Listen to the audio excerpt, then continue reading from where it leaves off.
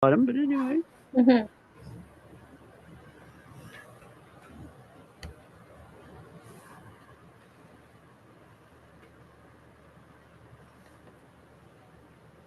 Hmm. Oh, well, I try not to cough at my. Okay, I'd like to welcome everybody to the Economic Expansion Committee meeting. Looks like we got a good crowd on, and should be exciting, and hopefully you'll learn some things today.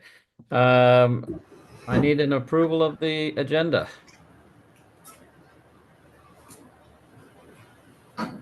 I'll make the motion. Judy Wilson, she. Okay, seconder. I'll second Susan, Jonah. All those in favor signify by saying aye. Aye. Night. Contrary by nay. Is there any conflict of interest? No.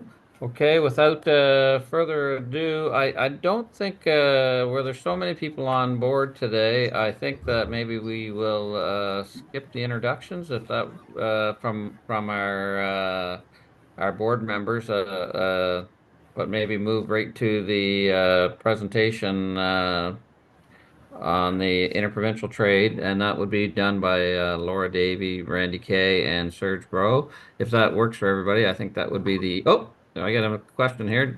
I apologize, Mr. Chair. We also have Donald or Don Hammond with us as well from Opportunities New Brunswick. I just wanted to point that out. He'll be part of the process here today and giving us some updates as well. So I apologize. We should have had Okay, Don listed on the agenda. all But right. I appreciate that. And then, and as we spoke earlier, that this will be more of a bit of a quick presentation, and then a more of a panel type of atmosphere where you can ask questions. So I'd like to move right to it if we could.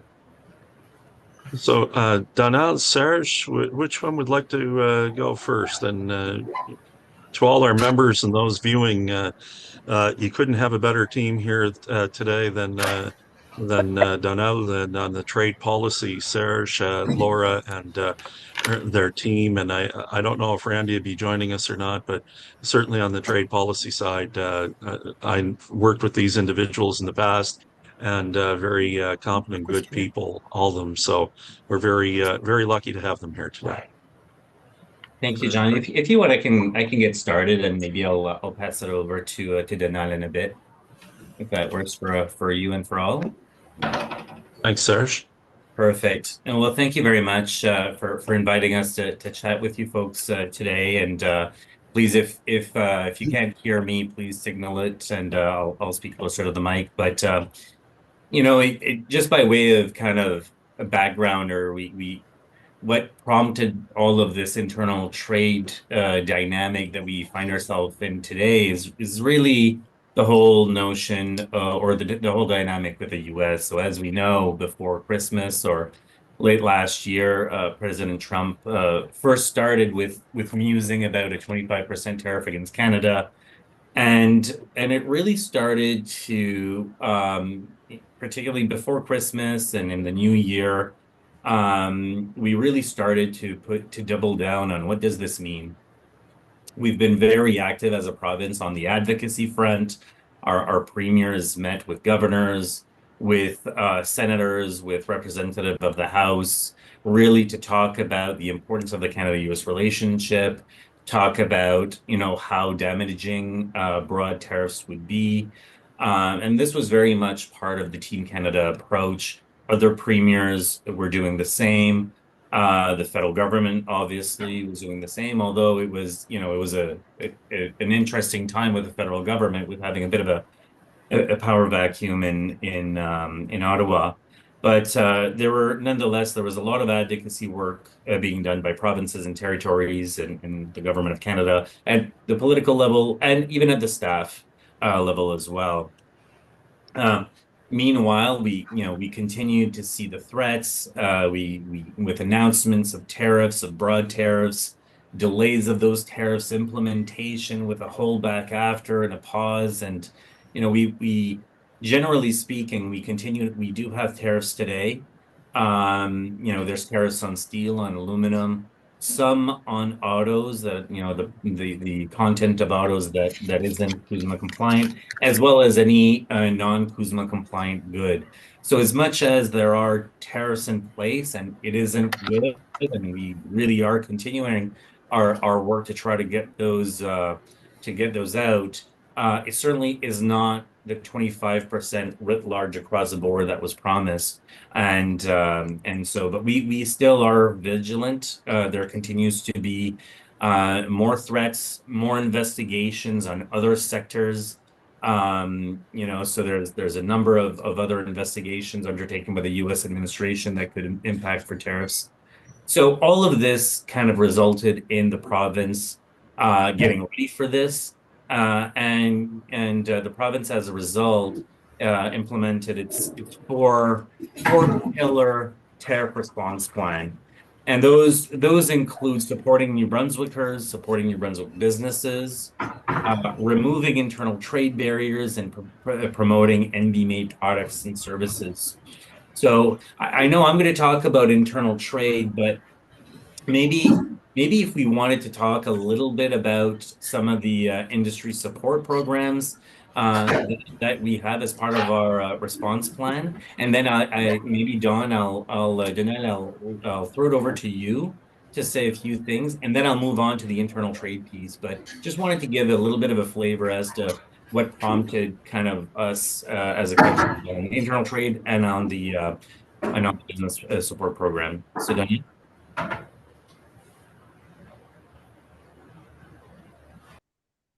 Oh, is Donald on or? Yeah, he was just unmuting, Serge. Okay, perfect.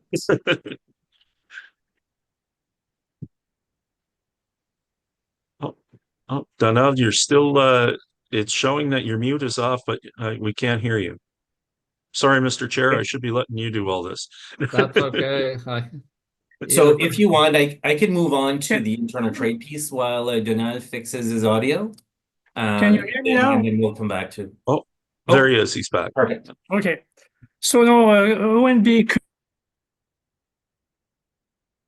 No, I think he's gone again.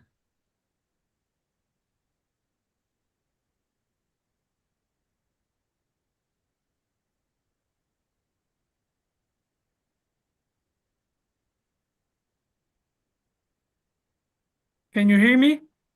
I can hear you now. Okay, sorry.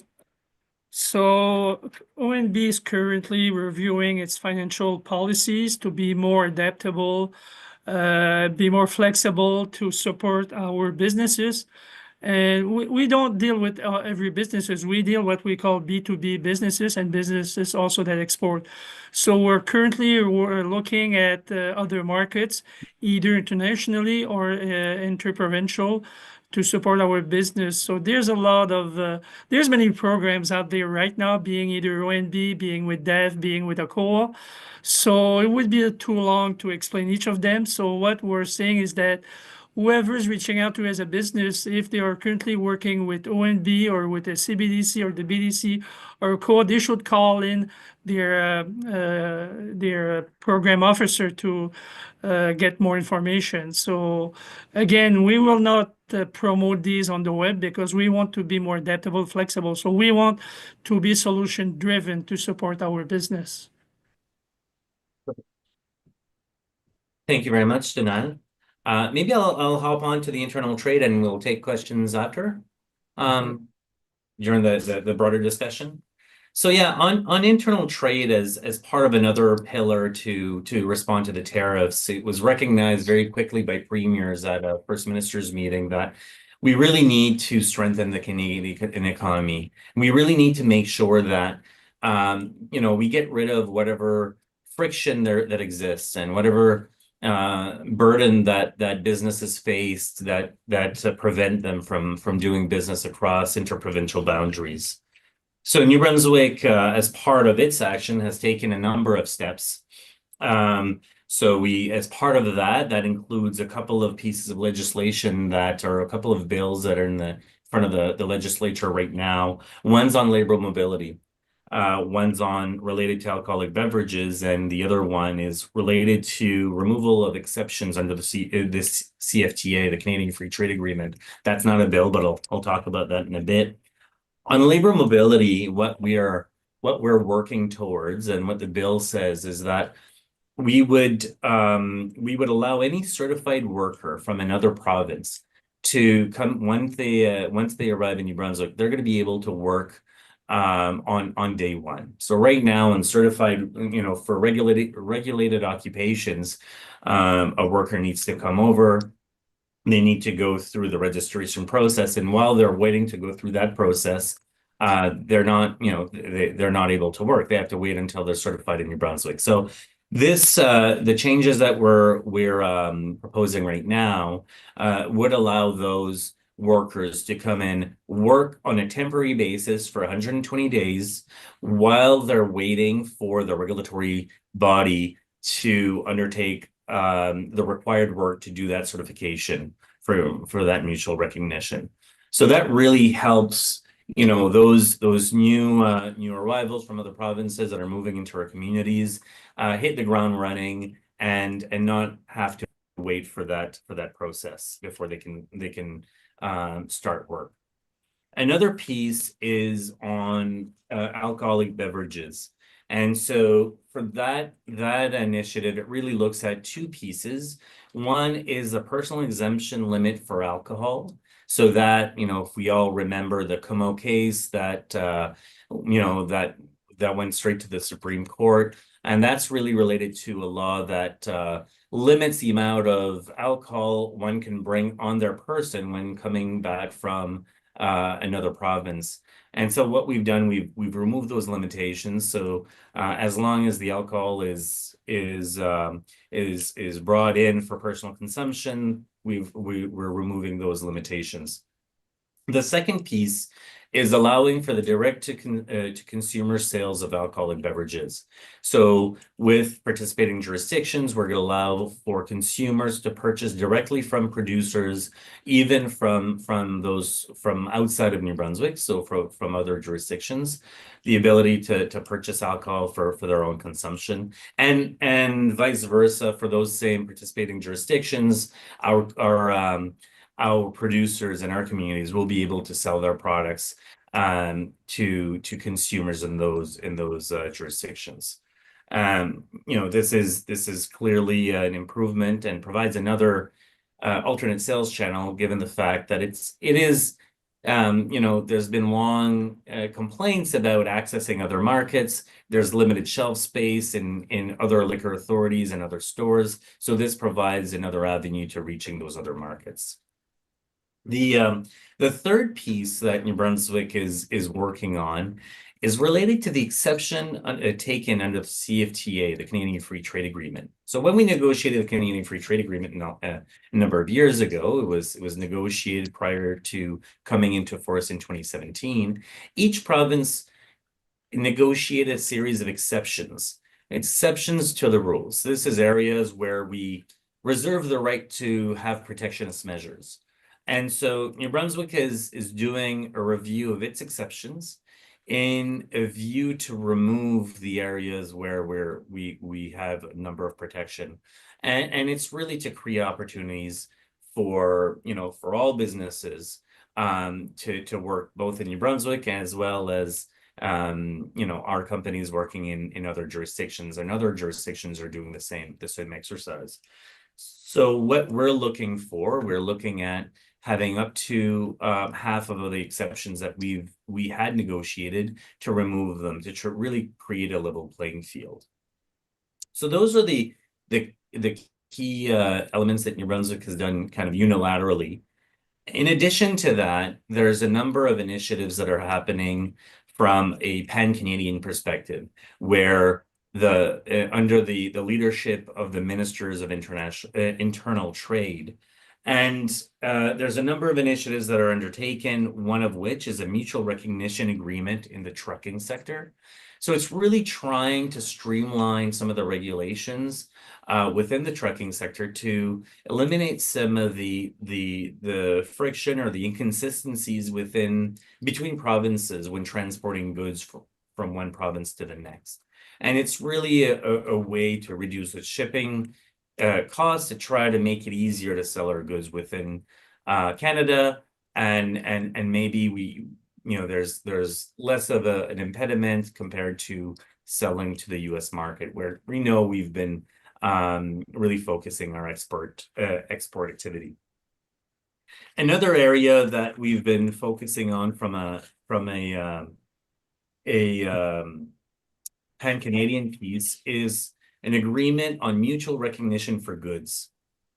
So the mutual recognition for goods, we're looking at having, you know, and there are some examples of certain goods that are regulated in each province.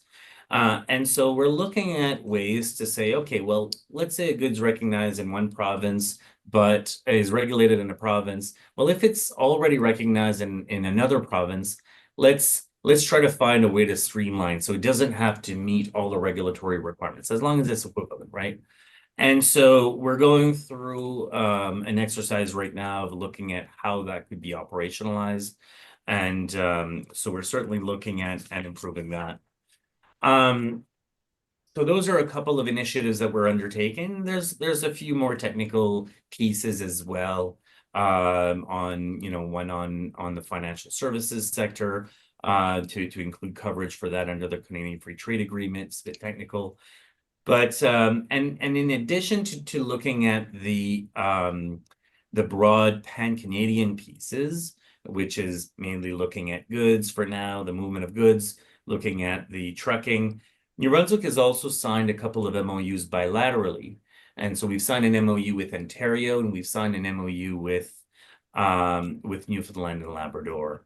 And so those MOUs really are there to allow us to coordinate more closely, specifically in areas of convergence between the two provinces, as well as to create a space for very specific trade issues if they arise. So if we hear of a company that has been affected by a trade barrier that Ontario has, well, now we've got a very clear path to try to resolve those.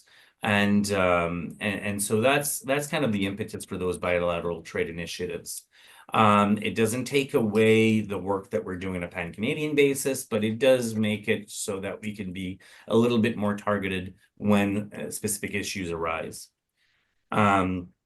So that's kind of overall some of the work that we've been doing. So we've been really working on 3 different prongs: unilateral action, pan-Canadian action along with other provinces, territories, and the Government of Canada, as well as bilateral initiatives when there's a warranted situation. We want the work to be meaningful. We want the work to be to really respond to the needs of our businesses. What I would say, as a kind of closing remark before we get into Q&As, I would say that if you hear, because you folks are talking to businesses on a day-to-day basis, if you hear of specific barriers that, your local business and your communities are feeling or are living through, please let us know. You can connect with me directly. John can certainly give you my contact information, or through Donald or Opportunities New Brunswick, or directly through John. John and I go way back as well. But from our perspective, the more concrete information we have, the more of those anecdotes where we know of trade barriers, the easier it is for us to tackle them. We've got a moment right now in time where premiers are absolutely motivated. They're mobilized. Ministers of Internal Trade are mobilized, and the public servant in each of those provinces and territory in the Government of Canada is also very ambitious and mobilized. So if there are any trade issues that you've been hearing, please let us know through John, through Dawn, or directly through me, and we'd be more than happy to talk to your stakeholders, your businesses, and try to find a way to address those, because there are many paths to address those. So I'll leave it at that, but more than happy to take questions and comments. Okay. Well, thank you. And maybe I'll ask a question just to give everybody a chance to start thinking of some questions. I live in Grand Lake. I'm the mayor of municipality of Grand Lake, and I have a unique situation where I've got this guy that employs a little bit of New Brunswick. His name's JDI, Mr. Irving, and I have seems like I have weekly meetings with him to discuss. Some of the uncertainties around the external uncertainties around President Trump's presidency in the United States.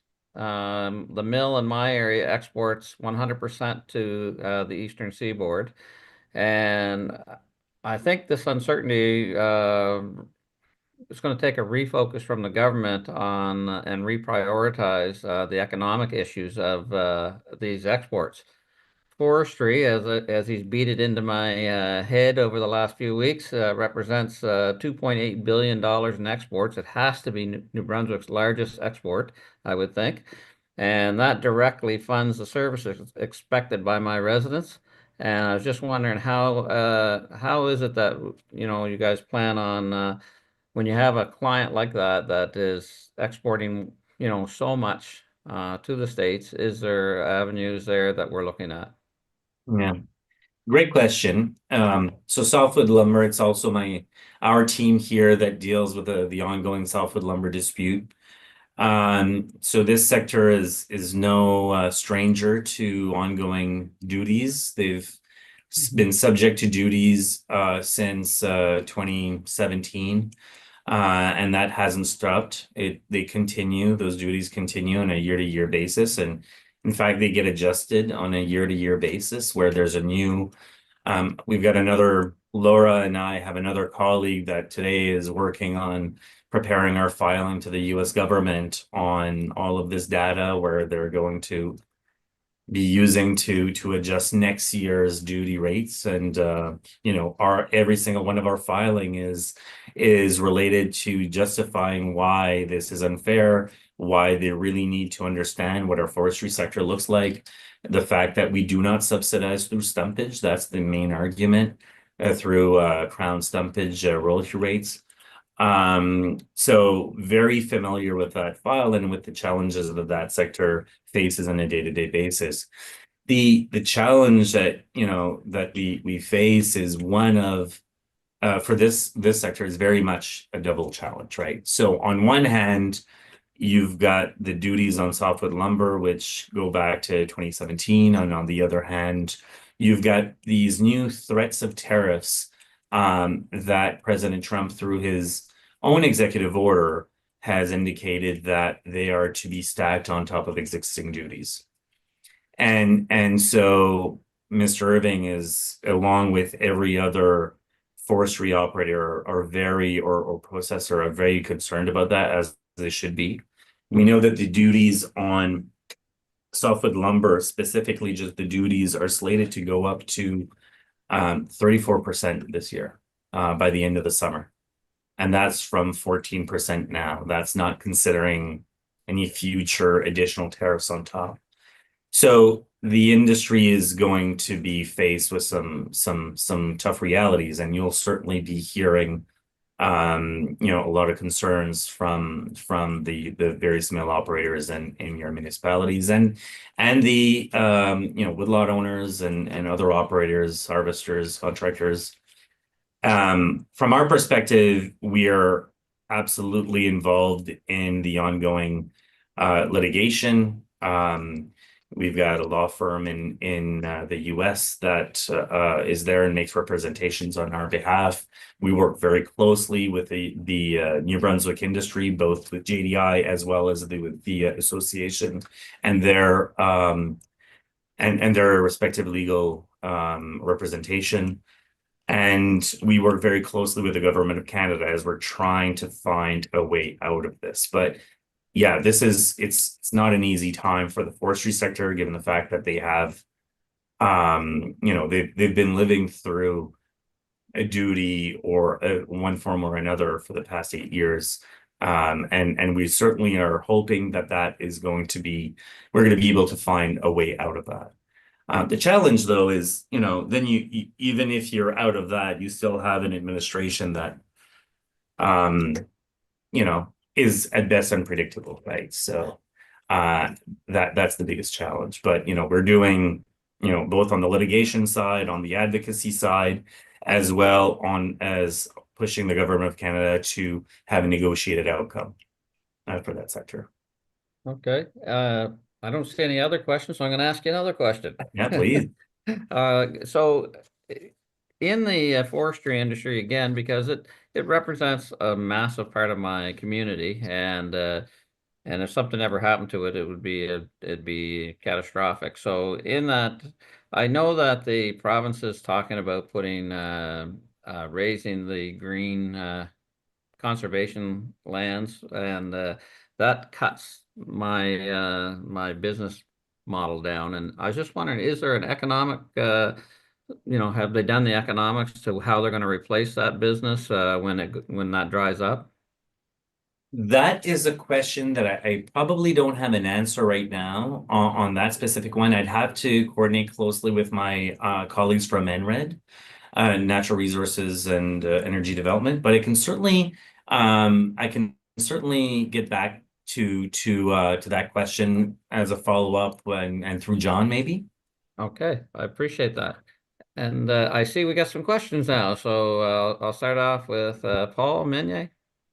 Thank you, Mr. Chair. I guess my question, Serge, is, you talk about the ongoing litigation with the United States, but the current occupant of the White House doesn't seem to be too concerned about law and order. And, you've mentioned the uncertainty that goes with this current administration. In terms of the export of softwood lumber, are there other viable markets either within Canada? We've all flown over Canada. It's covered in trees, so I'm sure every province is a producer. But Europe or Central America, or is that even an option? Is it viable economically to be seeking those other export markets?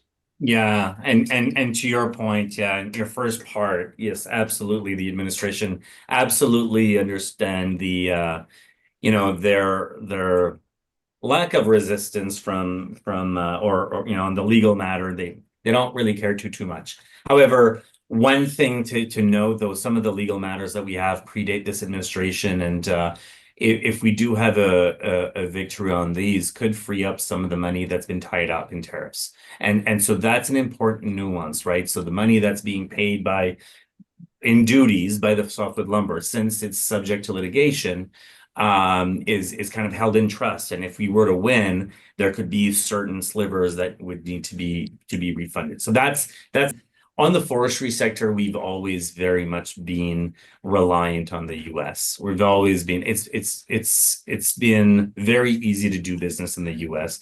They need our wood, despite the fact that that President Trump says they don't need our wood. They do need our wood. Right now, we supply upwards of 22, 23, 24, depends on month per month of their consumption. Despite tariffs being on, yes, that our market share is reduced, but they have not been able to replace that. They need our wood. And so it's been very easy for us to move there. I do know that the industry is looking at other opportunities. I mean, the challenge is it's always transportation costs. The challenge is always, the product that we consume here is, we use Imperial with our 2x4, and so there's the notion of retooling. There are some challenges with respect to supply chains, retooling, cost to switching markets, but I think we've all come to the realization that we must be looking at market diversification. And I know that ONB is working very hard on trying to find those new markets as well. And Donald, if you have any thoughts on that question, I'd certainly welcome you chiming in, because I know that your department's working very heavily on market diversification. Yes, we are, and then we are adapting our tools to support businesses. So, as you probably were, if you're not aware, we already have some presence in India and in France to develop the European market as well. So recently we have a few ambassadors from Africa that were in New Brunswick, and also we had a visit from the Italian Chamber of Commerce of Montreal to look at developing opportunities from Italy and New Brunswick. So there's a lot of hard work going on right now, but market diversification doesn't happen overnight, so it's going to take time, but we're working hard at it. Thanks, Donald. Okay, Judy, I guess I see your hand up. Yes. Thank you. I just have a question. How will the business owners who export Christmas trees and wreaths to the States, how will they be affected? So right now, the current duties that are applied on softwood lumber apply only to softwood lumber and to lumber products. So they do not apply to Christmas trees and to others. So it's very specific which product code is implemented by the softwood lumber duties. There is a current investigation ongoing right now that could result in additional tariffs. And so this investigation, it's an investigation, it's kind of ridiculous, but it's looking at whether or not the importation of timber, lumber, and other derivative products without defining what those are. So the U.S. Department of Commerce is looking at whether or not those would constitute a national security or a threat to the national security of the U.S. So it is very, mind-boggling. It boggles the mind as to how, for example, a Christmas tree export could consist of a national security emergency or threat. Nonetheless, New Brunswick, along with Canada and other provinces, did provide comments to the investigation. We don't know how broadly they will apply those. I mean, when we talk about derivative products, are we talking about windows and construction material, or are we talking about toothpicks and wreaths, right?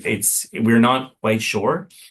We don't know as either, what the quantum of the tariff would be, if there are some, or if there would be exclusions. So right now, what we're kind of hearing from President Trump with our new prime minister is, it seems there's a new, there's a better vibe, right? There's a new kind of willingness to try to find a deal. And so we're certainly hoping that a deal would consist of some exclusions for those ongoing investigations that are sector by sector. And so that investigation that I mentioned about timber, lumber, and derivatives, that doesn't look at one single country, that looks at imports from across the world, right? So work is continuing on the advocacy piece to say, look, it's not Canada, it's not New Brunswick. And the more you have those tariffs on allies, the more that you're actually hurting your national security, because you're going to affect supply chain, and it's going to make you more dependent on trading partners that are less than their friends, right? Friendly. So on trees and wreaths, nothing yet so far, because if they're produced in New Brunswick, they meet the rules of origin. There's a little bit of extra paperwork that your company will have to do in order to export to the States, but they should be fine. They may, if they haven't yet, I mean, Christmas isn't yet, but once they get there, they may want to talk to a customs broker if they haven't yet, to make sure that they've got all the right paperwork, so they don't get tagged with tariffs. And that's if this new investigation doesn't yield additional duties or tariffs. Okay. Thank you. Is there any further questions? I don't see anybody's hands. John, I think I seen your hand going up there prior. Yeah, just more out of I think curiosity than anything. Serge, when you were chatting about earlier, when we were talking about mutual recognition for goods, can you just give us an example of that, like what that could entail, what type of a good in terms of that? Yeah, and here I'll start, but Randy, if if you've got other examples, please feel free to chime in. But like when we're talking about goods, so for example, goods could be construction materials. So it could be, okay, well, we need construction material to meet certain standards. In many cases, goods that we regulate at the provincial level require that the good be, subject to Canadian standards or the Canadian Building Code. So it's already mutually recognized, by default, right? What we're really looking for is, okay, are there specific goods that we regulate that's slightly different? And I know Opportunities New Brunswick and Randy's team is really working with all regulators right now to identify, have a better idea of the breadth and scope of that. I mean, for the most part, we're not talking about, we're talking about a handful of products. We're not talking about writ Yes. large. Yeah. But yeah, Randy, do you have, so without wanting to put you on the spot, did you have a couple of examples, or Laura? So in our initial conversations, I'll confess this is out of scope, but the easiest one to think of is dairy products, where provinces will have requirements on who can produce dairy, how, and safety regulations. So technically provinces can't restrict trade. And so how this typically happens is there'll be health and safety regulations or something like that that restrict a good from crossing into the province without an inspection or a certificate of some sort. So it's things like that. Like Serge says, it's pretty narrow. The ones that I always point to, and again, they're out of scope for what we're talking about right now at the federal, provincial, territorial level, but dairy is the easiest one to think of. Alcohol is another one where provinces have a monopoly typically on sales and restrict what products can be bought and sold in the province. Those are the purest examples, and I think the easiest ones to kind of grasp. But it's like I already said, like Serge said, it's a handful of things really, but it's typically through health and safety regulations that they happen. Perfect. Well, thank you. Thank you, Mr. Chair. Okay, thank you. Is there any further questions? No, it doesn't look like it. Well, I want to thank you guys for bringing us up to speed, and it is a hot topic for all of us. I think from everything from forestry to farming, potatoes, you name it, it's all a big part of our culture here in New Brunswick, and we don't want to see it go away, and we don't really want to look for new avenues to try to make a living. So thank you for all your hard work, and we appreciate the comments. And if Serge, if you can get back to our CEO, John, that would be great with the information. Absolutely. We'll follow up that answer. And thank you very much for having us. We live and breathe tariffs and internal trade these days. It kind of occupies our minds 24/7. So always a pleasure to talk about it. And particularly on the internal trade piece, the more people are aware of the work that we do, my hope is that the more those kind of anecdotes come to us and we can be a lot more strategic and targeted on the initiatives and our priorities. And that's what we always try to spread that word. So always happy to have a conversation, to hear from our folks our friends in the municipalities. And again, if you hear of anything, please filter it probably through John. Is that the easiest way, John? Sure, that's easy. And And Serge, we'll share the contact information with the folks that were on the call today. Yeah. And so that we're able to create that dialogue and that they have a source of contact. And we will be back. We'll follow up on that question that I couldn't answer. All right. We appreciate your time, and you're more than welcome to stay on our meeting, but you don't have to. Perfect. We'll let you go on your regular business. Thank you very much, everybody. Okay, thank you. Thanks, guys. Appreciate it. Thanks for your time. Okay, moving on. The next thing will be the Vision 2030, and CEO John, I think that's you. Thank you, Mr. Chair.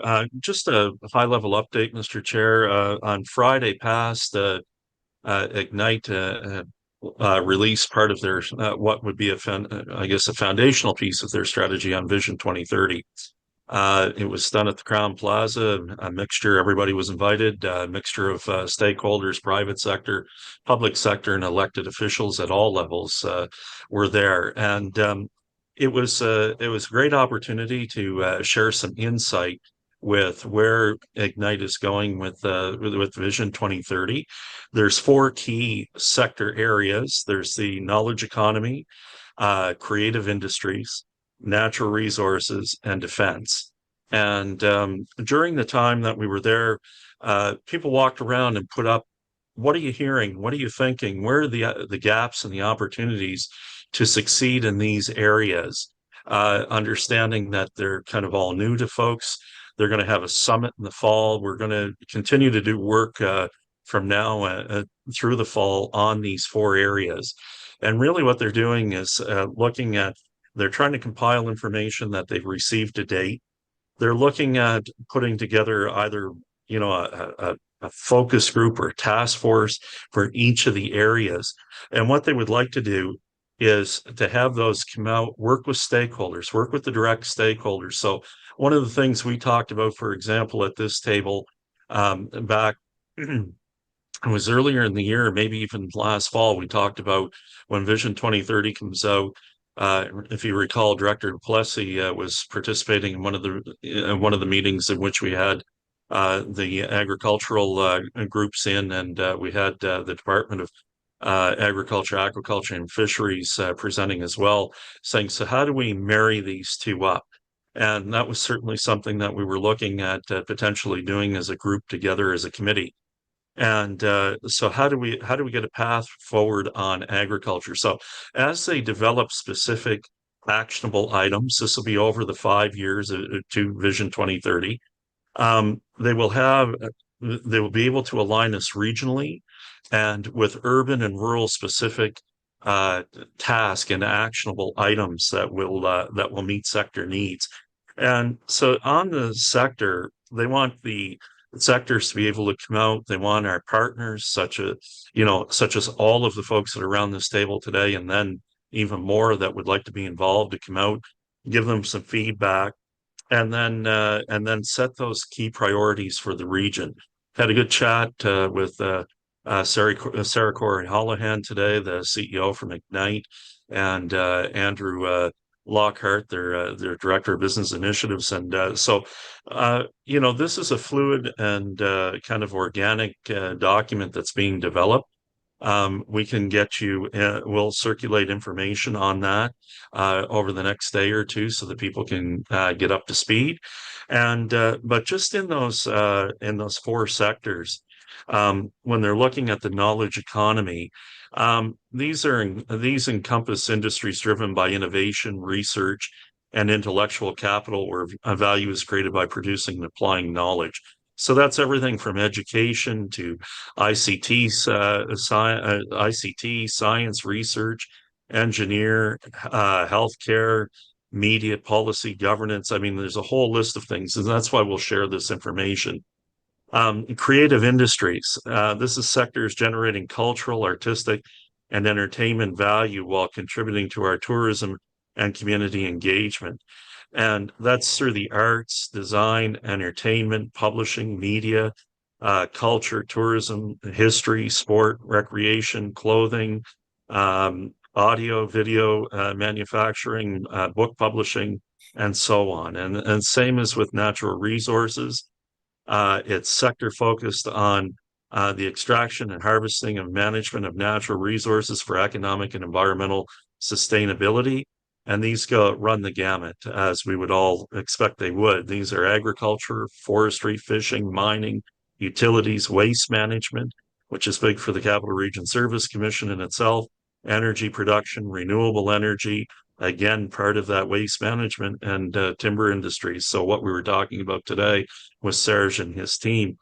And defense is the 4th one. So we got knowledge economy, creative industries, natural resources, and defense. And defense is talking about sectors supporting national security, military operations, and advanced manufacturing for defense and security applications. And that's for security, military equipment, military equipment and materials, manufacturing, cybersecurity, aerospace, law, government, public administration, chemical production, and it goes on from there. So we'll share those. This is the early days of trying to get something out, food for thought. discussion items so that they could, we can put those pillars out there. But as you can see from just what I have read, there's something in there for everyone. It's just on how we as a region, how we as a group capitalize on that. I know Member Meunier has great interest in forestry and agriculture out his way. I know that, Director Powell, I'm sure must be happy to see, defense in there and understands the importance of that. As Director Wilson Chi, who's joined us here today, as well as Director Powell, talked about, looking at wreaths and Christmas and tree industries. All of these things are all related to the pillars that we've been talking about. And the IT sector in the greater capital region, I mean, we are known for the IT sector, especially largely in part for our capital city being the smart city and bringing that home. I mean, there's a lot of wins here for everybody in every sector right around the region. It's just on how we see ourselves and we incorporate ourselves into that plan. And Sarah and her team are open. They want to have conversations. Anyone that wants to get involved or have a hand up, they'll certainly come back and talk to us again about that and how to do that. But also, they want to know, let them know. Everybody has their contacts. If you don't, contact us, whether it be Kelly, myself, or Amanda, who's online, that many of you are getting to know through the economic coordination, and all three of us have their contacts. We can put you in touch in literally just a couple of clicks. So feel free to use that tool that we have there and that relationship to as we move forward on building Vision 2030. Okay.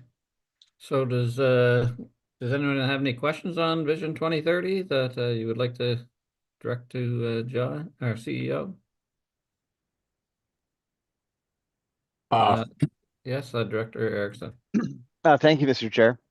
I'm just curious, at a high level, if you see any active differences between the previous economic development plan and this one that we're currently working on. Well, I think, Greg, and in all fairness on that, we're certainly looking at a different kind of focus. We're looking at the urban and rural needs assessment in the region, in the capital region. And I think that's probably, maybe one of the greatest differences is how that will be developed, how people will be incorporated into the process. Those are the stakeholders. Those are the opportunities for us to move forward together. And I think it's an opportunity for us as a region to come together and develop those, those synergies and align with one another so that we're all working together for the greater benefit of the region. All right, thank you, Director Wilson Shea. Thank you. John, did you say from the meeting we had Friday, all the sticky notes that were put on the board, are they going to compile those and then you will get a copy of that and you will send the directors a copy of the the information that was shared? Yeah, sorry, Director Wilson. I jumped in there a little quick. I apologize. I didn't mean to cut you off. Did you have anything further, Judy? No, I just want to make sure that I understood what you're saying. We will, in a few days, get a copy of the comments that were shared with the group. There was so they're compiling the notes now in terms of what that is, and then they'll have the themes of what's come out of that ready, so that when they start to do the more partner and stakeholder kind of that, if you will, the subject matter experts, the people that work in the sector, when they engage, they'll have that information. I don't know if it'll be a few days. It might be a little longer than that. There was an awful pile of notes. So I suspect when it's done, I will certainly ask for a copy that we can share. And I believe Sarah has some of her team watching this evening, so they'll know that it's coming for a request. But I'll certainly reach out to Director Wilson. Thank you, because I'd be very curious to read the comments. Yep, not a problem. Thank you. Okay, thank you. Paul Meunier. You're on Thank you, mute. Chair. Not so much a question, but more of a comment. I must say I'm very pleased to see the defense has been added as a pillar. I don't think we might have seen that in previous economic plans, but given the geopolitical state and the federal government's commitment to expanding our contribution to NATO, and with a base right here, I think that is a pillar that we should approach with some urgency. I'm not sure that Director Powell would appreciate a munitions factory in the heart of Oromocto, but it might work in Arcadia, where we have quite a bit of land, right? And to hide things out. Whereas, a drone factory or a drone training center, which is the new state of warfare, might work well in a more urban setting. So I think there are some urgent opportunities that we should be pursuing. And the others, of course, they're important. Thank you, CEO Smith, for mentioning my, appreciation of the untapped economic potential in agriculture. But I am pleased to see defense as that pillar. That's my comment. Thank you. Thank you. Is there any further questions on, yes, Director Powell? I'd just like to add, Paul, that there is an ammunition depot on the base, but it's out in the grounds in the training area. So, in case you want to steal it. Okay, is there any further questions? All right, looks like that one's good. We're going to move on to budget 2026. Thank you very much, Mr. Chair. As everybody, as I hope all of you know, but if you don't, here's some information. Budget 2026 this year is under development currently as we speak. So the process that we'll be looking at is staff will develop a budget, and we'll bring that to the Finance Committee, and then the Finance Committee will circulate that as part of Committee of the Whole before any final decisions are made. And we'll be walking through this process. We'll have dates announced at our June, is it 2nd or 3rd, Kelly? I just don't have the date right now. The June meeting, June 3rd. Kelly's giving me the number here. So June 3rd meeting of the board. We'll even have the rollout of the dates and how the process will follow.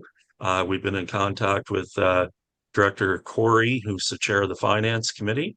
So we're asking each of the committees and their senior leads to start thinking about budget for next year. For this year, if you recall, last year we put a little bit of money aside for the budget for this year, because we were talking about data analytics on tourism, and we were talking about we were talking about the potential for the merging of a project such as I'd mentioned previously under Vision 2030. How do we bring a project to life? And the one that seemed to be focused on for a while was around agriculture, and I haven't received any different direction on that, so we'll still be looking at that, and that'll probably happen towards the fall as we start to put pieces together for this. So just wanted to put a bug in the ear of the committee, Chair Nicklin, for the committee to start thinking about, okay, we know Vision 2030 is coming out. We know that there's going to be opportunities here arising. Is there something specific that we want to focus on in 2026? For this year, we had 15,000 set aside. We'd originally looked at 30, but through the budget process, ended up with 15 for those to happen.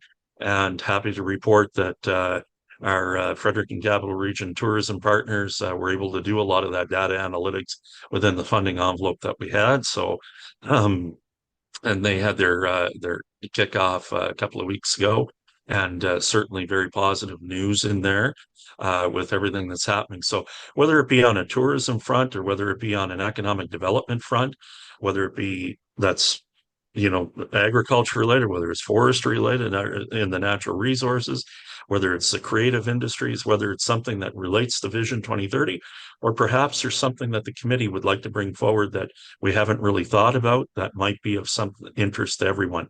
So at our next meeting in June, I'd like to sit down, and I would like, if you could, if you have any thoughts or submission prior to, please let us know. Let Kelly or I know in terms of that, and we'll certainly prepare that and ready it for the committee discussion. And if not, well, bring it to that meeting, and we'll throw some spaghetti at the wall and see what sticks, so to speak. And we have to have a conversation about it. And we want this budget to be a budget that flows through again, where the committees recommend the budget to us. We have to look at certain factors throughout the year that adjust our budgets, and we're going to try to be as we did last year, try to be as frugal as possible, and try to be as good with the budget as possible. So we'll ask you to feel free to submit any ideas that you have, and we'll certainly take all that into consideration and bring it to the next meeting. Okay, well, thank you. And I want to say, I know we struggled with the amount during the budget period last year. And but I will tell you that the presentations seem to me like we're getting better and better. And they're more, it's data that you can use and work towards and take to your community and see how you grow your communities. I know that the report card reporting from Ignite and Fredericton Tourism, Capital Region Tourism, were massive for us and made us make decisions, or not made us make decisions, helped us with decisions in our communities to move forward. So I would ask that everybody take that in mind too when we do sit down and look for money for these divisions. Realize there's more to these than just sitting through a presentation, I guess. So appreciate it. Is there any questions on the general budget? And please send your wishes along then. I appreciate that. Okay, open to general discussion and direction to staff. So I guess I started that general discussion just a minute ago with my little speech on funding, and I do want to reiterate that our community has used this information and have been able to track targeting and pathing forward for our community and utilizing a lot of this information. So it's I certainly get benefit from it, so I appreciate that. Is there anybody else have any comments? No? Well, CEO Well, Smith, you I was always gonna have a say, comment. Come on.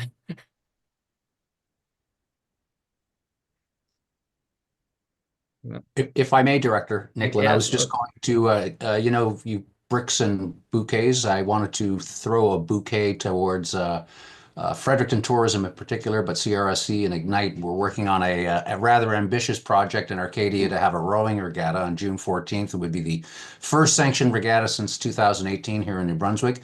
With any kind of an event like that, especially when you're dealing with a river, the variables are immense, and just Mother Nature being in a crappy mood could ruin the whole thing. But we have to put that in the back of our minds. So we waited for sanctioning from Rowing New Brunswick until the late April. We felt it was important to get that sanctioning to make us a credible event. Our long-term vision is grabbing a part of the 2029 games and bringing some of that to Fredericton area. It's currently a St. John Moncton co-production.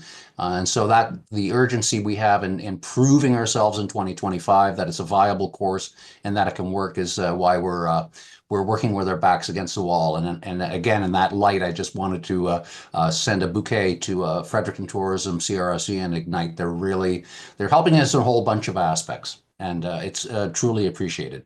Well, great. I appreciate that. And from our own standpoint, we had our grand opening of Princess Park this weekend, and as always, Rose was front and center. She was there for the event, and then she had to leave, and she was going to another event, and then she was heading to someplace else. And her better half, Alan, I think he's a good driver. So, you know. All right. Is there anything else?